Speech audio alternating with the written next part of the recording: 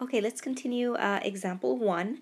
So this is where we left off, and remember our goal is to find our solution y of x of the following differential equation above.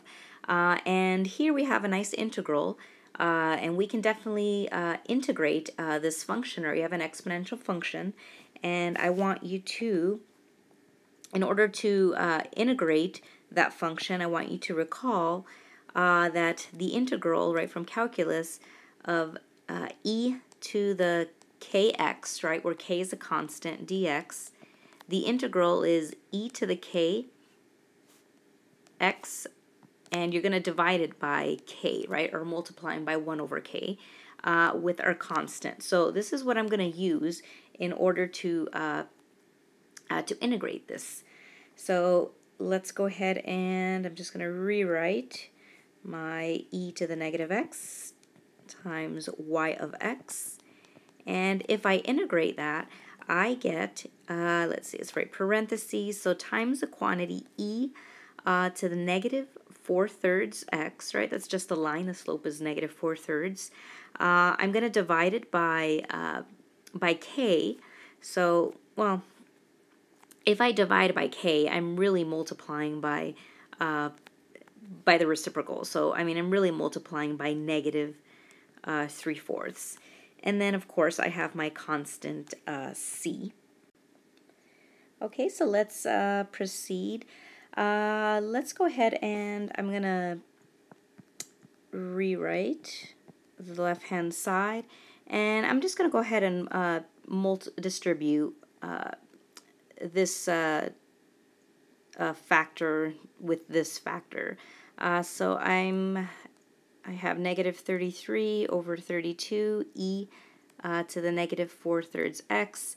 And I'm just going to go ahead and write plus c, because 11/8 plus times an arbitrary constant, I mean, 11/8, if we call this, I don't know, c1, then I'm going to call this c. So we're almost done. We want to solve for, again, y of x. So I'm going to multiply both sides by e to the x, right? Because I can. I mean, you can multiply by anything, but I want e to the x because e to the x times e to the negative x is e to the 0, and e to the 0 is 1. So I'm left with my y of x all by itself. And let's see, we can do, I'm just distributing, right, my e to the x to both terms. So I'm left with, so 33 over 32, and then e to the, so you're really just, again, you're adding these fractions. So this is negative 4/3 plus 1 or 3/3, or positive 3/3, and then we're left with negative 1/3. So negative, I can just write as x over 3 plus c ex. And so that is our general solution to our differential equation, but we have an initial condition, so let's go ahead and use that initial condition.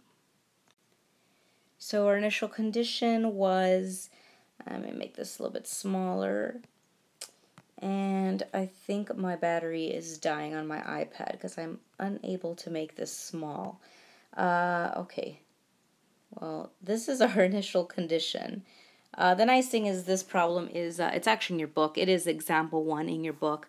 We've done most of it, so all you do is insert, use your initial condition and substitute it into your this function here. And again, you're going to solve for c. You're going to notice c is 1 over 32 from your book on page, so again, this is all on page 48. And then you'll obtain your desired particular solution. So sorry about that. Yeah, I got to recharge my iPad. Okay, I will see you in the next problem.